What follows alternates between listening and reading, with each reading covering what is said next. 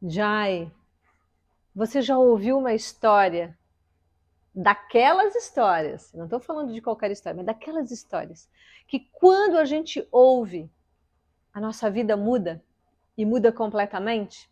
Então fica comigo até o final desse vídeo, porque eu vou te contar hoje uma história muito especial.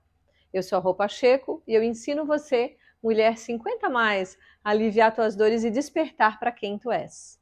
E quando eu falo de uma história, é de uma história de um tempo muito distante. É uma história que Buda contou. Mas quando eu falo de Buda, nós não vamos olhar para o lado religioso, mas a gente vai procurar pensar dentro dessa história algo que vai nos remeter a um valor. Porque os valores, eles são atemporais. Quando a gente fala de um valor, mas você vai perguntar, mas que valor é esse, Rô, que você vai falar hoje nesse vídeo? Por exemplo, o valor da verdade. A verdade é um valor. A paz é um valor. A concórdia, a fraternidade.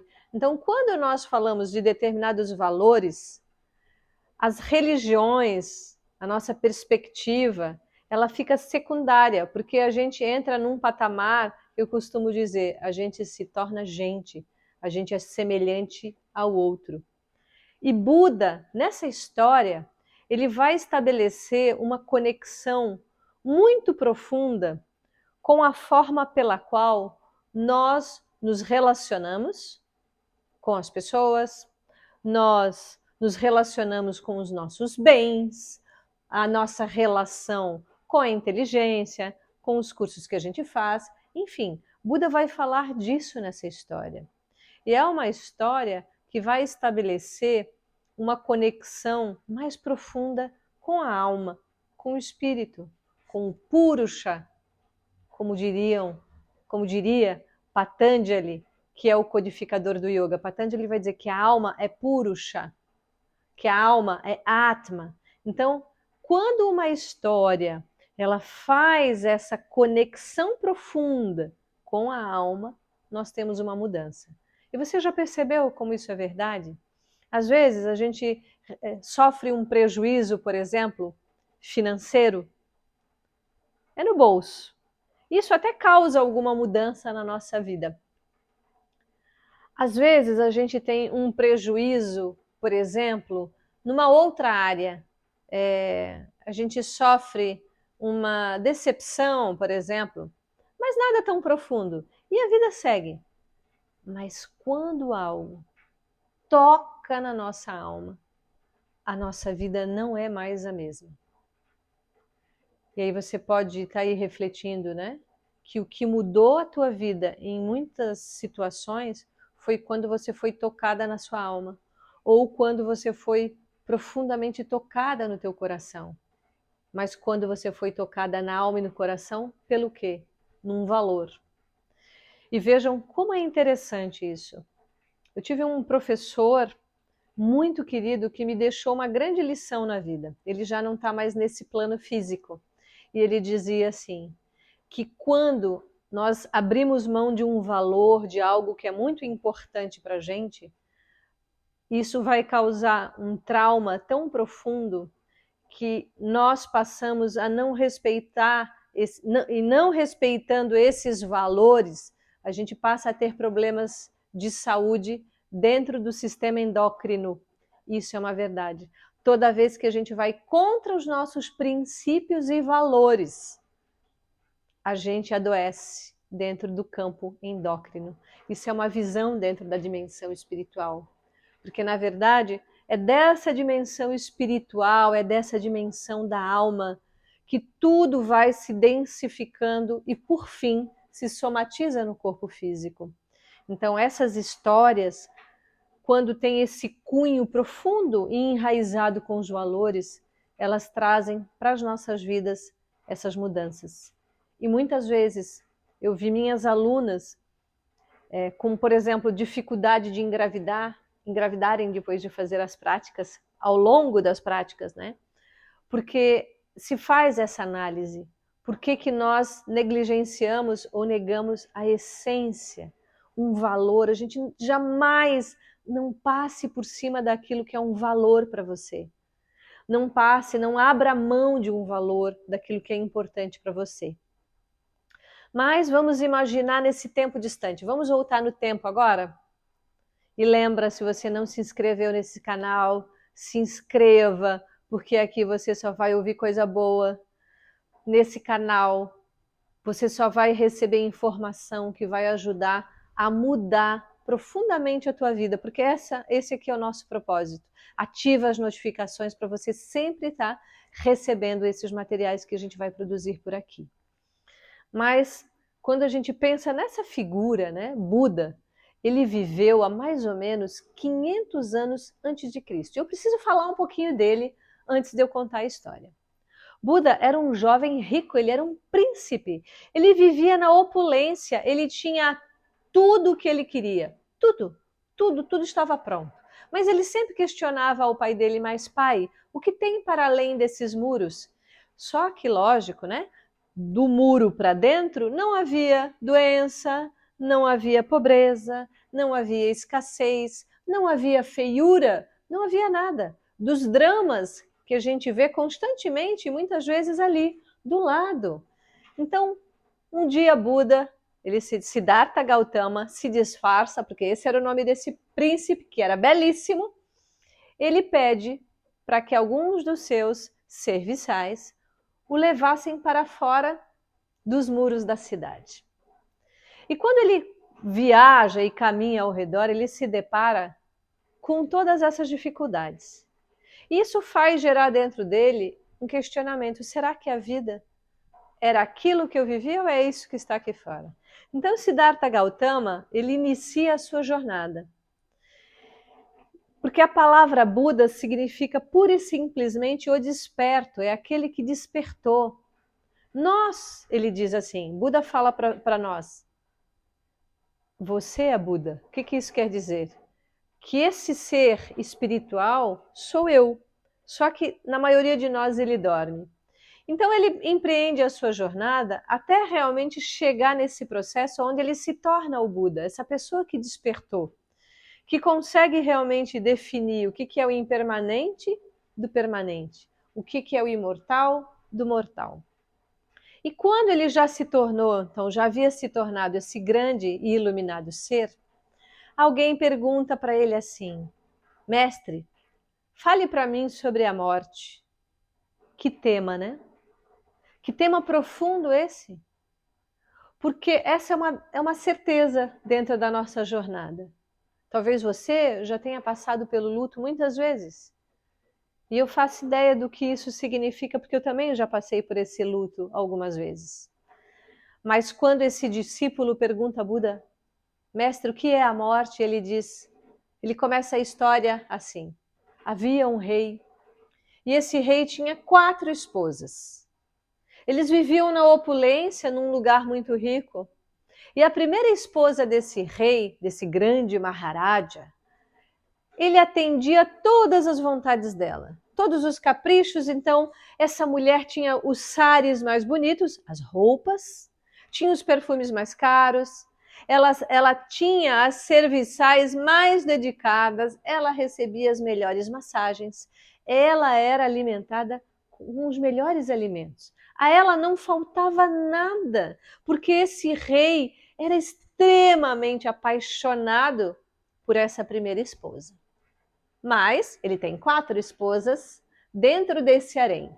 A segunda esposa ele também amava muito, quase quanto a primeira. Então, a essa segunda ele também atendia a todos os caprichos. Ele dava as coisas que ela pedia. Ele tinha momentos de muito amor com essa esposa. E, inclusive, a primeira e a segunda se davam muito bem. Elas eram até muito amigas. E esse rei, eventualmente, buscava a terceira esposa. Mas preste atenção, que curioso. Ele buscava essa terceira esposa sempre que ele tinha um problema. Porque ela era uma espécie de conselheira para ele. Então, quando ele tinha um problema, quando ele estava aflito, às vezes com a primeira, às vezes com a segunda esposa, o que ele fazia? Ia correndo para o quarto dessa terceira esposa e ele a buscava nessas situações. Aí você está se perguntando, e a quarta esposa, Rô? A quarta esposa ele praticamente nem lembrava, ela vivia no castelo, também usufruía daquilo tudo, mas ela era uma esposa do tipo assim, na dela. Ela vivia e convivia com as outras esposas e convivia com esse rei de forma pacífica, mas ele nem lembrava que tinha essa esposa. Ele esquecia, às vezes, completamente. Ele nem lembrava que tinha essa esposa. E um dia, por uma circunstância da vida, e a gente costuma falar do destino, mas a gente pode mudar sempre esse destino. Esse rei é convidado a fazer uma grande viagem, mas uma viagem muito longa. E ele pensa: puxa, vou fazer uma viagem tão longa e vou chamar minha primeira esposa para ir comigo. E ele vai todo animado em direção a essa esposa. Meu amor, eu farei uma grande viagem, eu gostaria muito que você viesse comigo para essa viagem. Imagine aquela esposa olhando para o seu rei, né, o seu esposo. E ela diz: até onde essa viagem? E ele fala para ela que seria uma viagem muito longa, de muito tempo.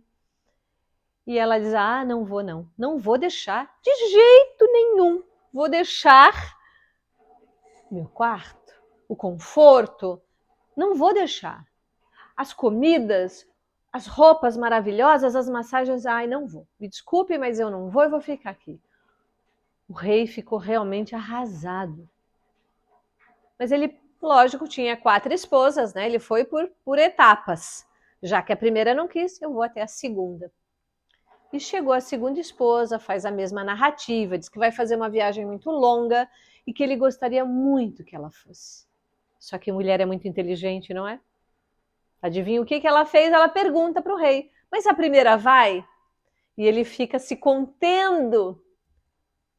Mas ele acaba dizendo: ela não vai.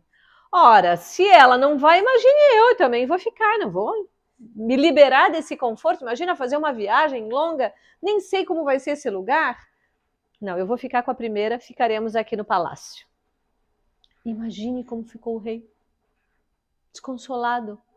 E ele vai para a terceira esposa então. Imagine, eu imagino que ele estava cabisbaixo arrastando os seus sapatinhos no chão.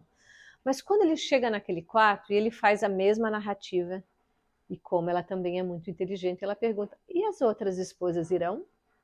Aí ele diz, meio que contra a vontade: não irão. Mas, para surpresa do rei, essa esposa diz: meu amor, eu irei com você. Ele já estava entusiasmado, mas ela diz: até as fronteiras do nosso país e depois eu volto. Mas ele diz assim: não adianta, eu preciso que você siga comigo a viagem inteira. Não, mas eu não posso. Eu tenho que retornar, porque aqui é o meu lugar. E o rei, mais desconsolado ainda, ele lembrou que tinha uma quarta esposa nesse dia. E quando ele entra no quarto da quarta esposa, ele faz toda a narrativa. Mas dessa vez ela nem pergunta se as 3 anteriores iriam com ele. Ela diz que sim. Que ela o acompanharia para onde ele fosse. Ela estaria ao lado dele, onde quer que ele estivesse. E ele se entusiasma, ele fica tão feliz. E eu imagino que todos, na narrativa de Buda, nesse momento, estavam ali silenciosos, sem entender muito bem qual é a relação dessa história com a morte. Aí Buda para tudo e fala: nós somos esse rei. Todos nós. Todos nós, mestres, somos esse rei? Sim, nós somos esse rei. E cada um de nós tem 4 esposas. Aí piorou mais. 4 esposas? Como assim? Eu tenho 4 esposas? Sim. A primeira esposa é o seu corpo. Aí a gente cai dos joelhos, né? Porque essa esposa que é o corpo físico, a gente atende todas as vontades. Ela vem em primeiro lugar. A gente atende todos os desejos do corpo, sem muitas vezes se dar conta se esses desejos eles são legítimos ou se eles realmente são bons para o corpo. Porque às vezes a gente come sem precisar, come coisas que fazem mal, fazemos coisas para esse corpo que não são naturais, mas a gente atende o corpo. A segunda esposa são as nossas posses, as coisas. os bens materiais, o carro, a casa, as roupas, os sapatos, as bolsas, as joias, as bijus, sei lá o quê. E a gente é super apegado a essas coisas, a gente cuida demais, a gente quer preservar como se isso nunca fosse acabar. E imagina que todo mundo devia estar de olho arregalado, como você está aí de olho arregalado em casa. A primeira esposa é o corpo, a segunda esposa são as nossas coisas, os nossos bens, as nossas titulações. E qual será a terceira esposa? Qual será? O que será essa terceira esposa? Aquela que eu busco só quando eu tenho problemas.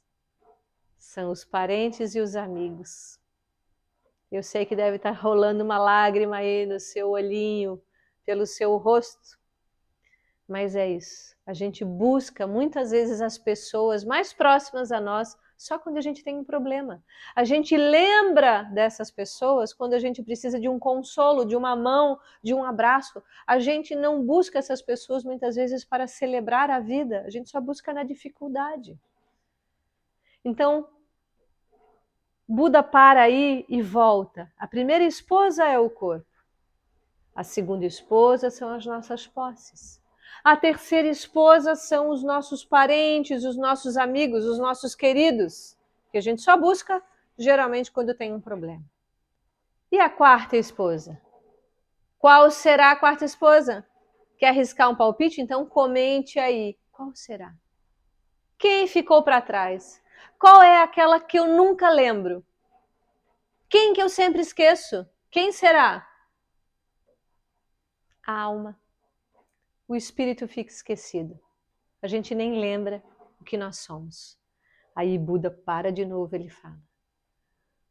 Quando nós passamos pela experiência da morte, a primeira esposa que fica é o corpo. Ela não pode ir, ela vai ficar. É a primeira esposa que nos abandona na grande viagem, porque ela não pode ir mesmo, a função dela é ficar. A segunda esposa são as nossas posses, que também vai ficar, porque como diz o ditado, caixão não tem gaveta. Eu não vou levar as coisas, eu devo cuidar de tudo, eu devo desfrutar de tudo, eu devo viver tudo intensamente, mas vai ficar. Os nossos parentes, os nossos amigos, os nossos amores vão participar do féretro. Olha a simbologia disso, que profundo. Vão participar dos rituais, mas essas pessoas vão até ali e voltam para suas casas. Voltam para o reino de onde elas vieram, de onde elas saíram. Mas a quarta esposa é a única que segue conosco. É a alma que segue essa jornada. E é aquela que a gente dá menos importância. A gente cuida demais do corpo, exageradamente às vezes. A gente deve cuidar sempre dele. E aqui nesse canal eu falo muito, a gente tem que cuidar do corpo como uma casa preciosa. A gente cuida das coisas também com zelo. A gente vive as relações com muito amor e respeito. Mas onde eu tenho que ter o foco principal é na alma. Porque se nós estivermos bem com a nossa própria alma, cultivando o nosso espírito como um jardim, tudo que vai acontecendo nas nossas vidas vai ser mais fácil de ser administrado. Então, eu espero que você tenha aproveitado essa profunda reflexão. Que essa história tenha tocado o teu coração tão profundamente hoje que você passe a cultivar a tua alma. E numa outra ocasião eu vou estar falando como que a gente vai cultivar essa alma. Se inscreve, deixa aí teu comentário, ativa nas notificações para a gente seguir juntas dessa forma, cuidando e cultivando esse jardim que é a alma. Namastê.